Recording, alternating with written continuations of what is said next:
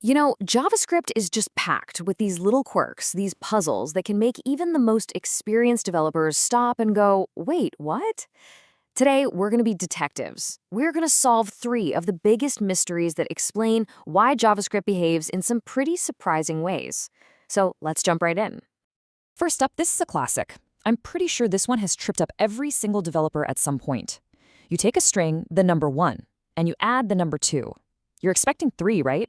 But what you get is 12. Now, this isn't a bug. It's actually a feature, and we're about to figure out exactly why. So this one little line of code right here is where all the confusion begins. I mean, it looks like simple math, but it's really not.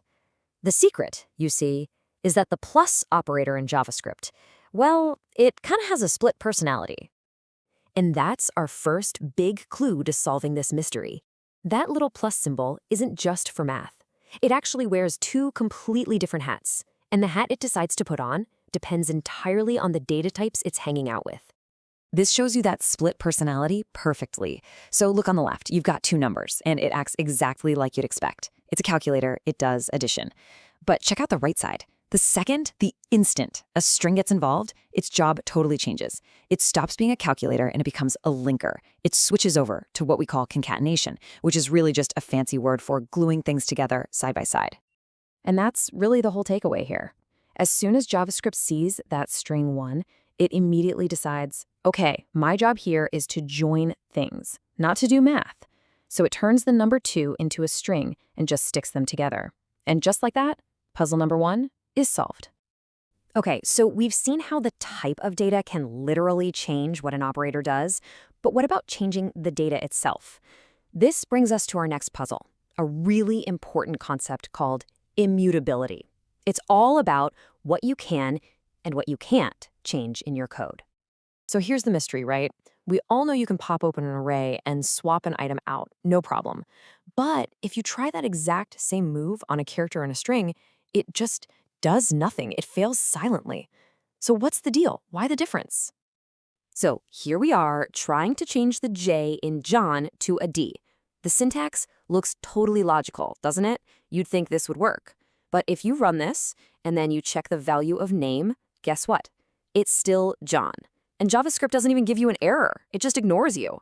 And this isn't a mistake. This is completely by design. And that design principle is called immutability. So basic data types, we call them primitives, like strings and numbers, they're immutable. Once you create them, they're basically set in stone. You can't alter them. So when you think you're changing a string, what you're actually doing behind the scenes is creating a brand new one from scratch.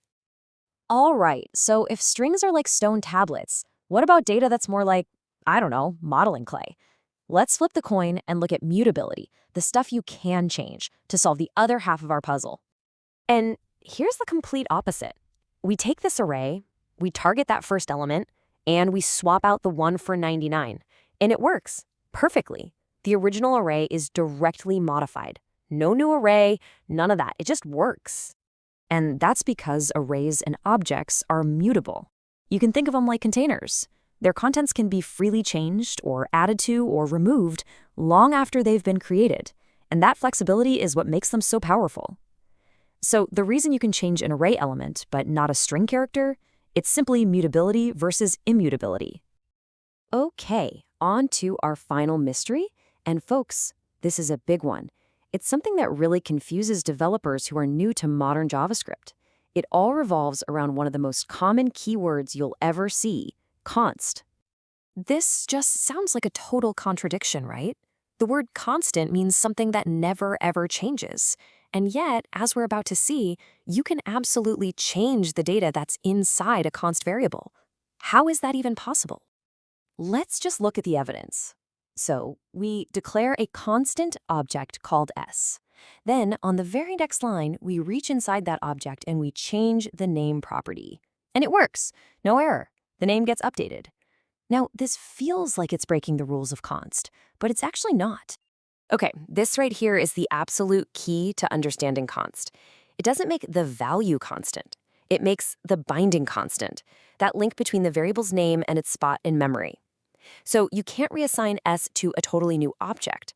But because the object itself is mutable, you're totally free to change what's inside it. Think of it this way. Const protects the variable's assignment, not the data it's pointing to.